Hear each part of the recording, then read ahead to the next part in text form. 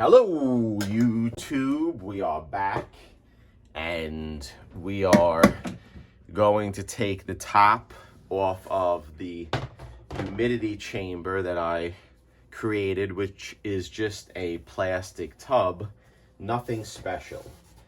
But what is special is that we were able to remove the packing tape sort of successfully, because there were a few minor little pieces that remained on the packing tape. Here is another glance of what remained, but overall I would say we were very successful. This little piece, and that little piece. Other than that, we were able to remove it. What I'm going to do is I'm not going to give up on these pieces, because if we are going to conserve the book, I am going to try to remove them, and I am going to try to reattach the color graphics with none other than methyl cellulose. So what is very important, what we're looking at right now, is that I placed the tape removed pieces of the cover in the chamber overnight. And the reason why I did that was because I wanted to relax the paper so that we could try to flatten it out. And here's one piece of Ramey. And guys, if you're gonna try to attempt or play around with trying to conserve or to do anything with comics, I highly recommend that you get Ramey paper, because this stuff is essential. So what I want to do is I want to remove this piece very slowly. And what's important about this piece is that off camera, what I did was I laid flat the spined pieces that were rolled over for who knows how long. It could have been 50 years.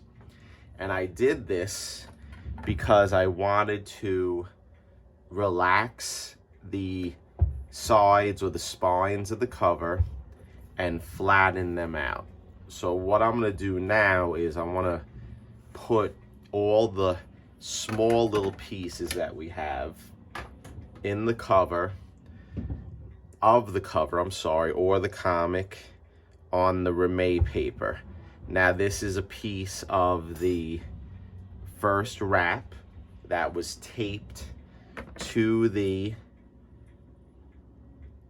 cover with the packing tape, so we'll put that to the side. Now let's see what else we have. It doesn't look like I have anything else immediately ready, but we're gonna go through the layers. Excuse my clock. So what else do we have here? This is, let's take this off because this is important. And this is the back cover right here, connected to its own Ramey paper. So what I want to do with that is I want to lift it up, and I'll show you. Give me a second. I'm getting some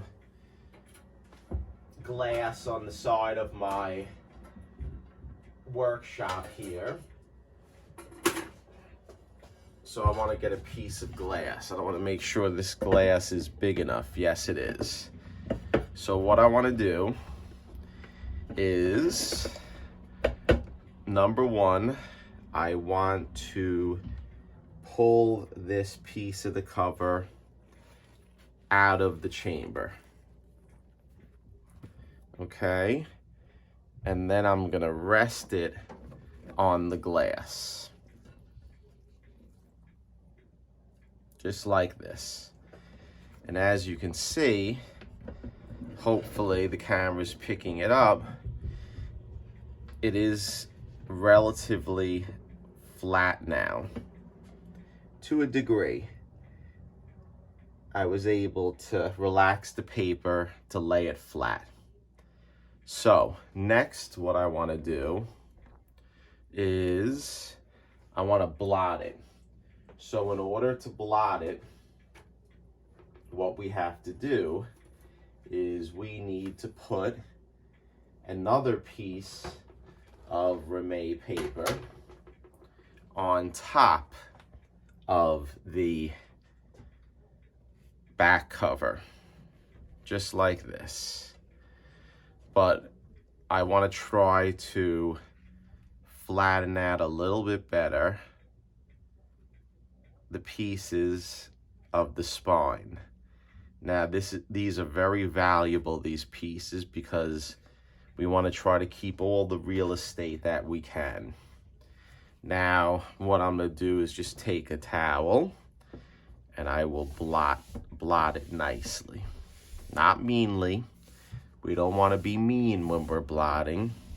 We want to be nice. Let's see if any color. A little color, as you can see, comes up, but that's expected. You put water to comics or print, there's always going to be a little transfer of water. These are paper towels. We'll do that nicely. We'll try to blot some water. Very good. So now what I want to do is I want to flip it around because we're going to blot the back part. And as you can see, I just want to wipe down the glass that I'm working on. We wipe it down nice, not meanly, because we're dealing with Mickey Mouse. Mickey Mouse is always nice, not mean.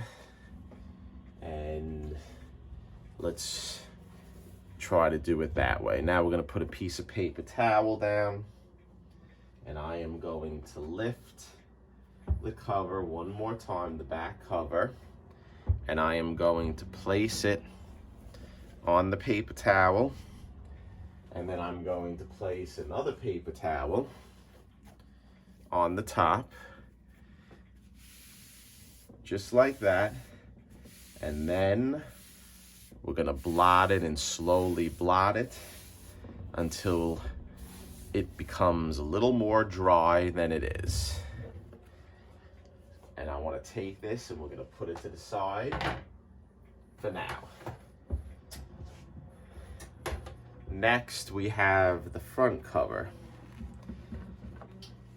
And as you can see, we do have some of the pieces that unfortunately were removed when we did this process. I will save them and put them with the pieces of the interior wrap.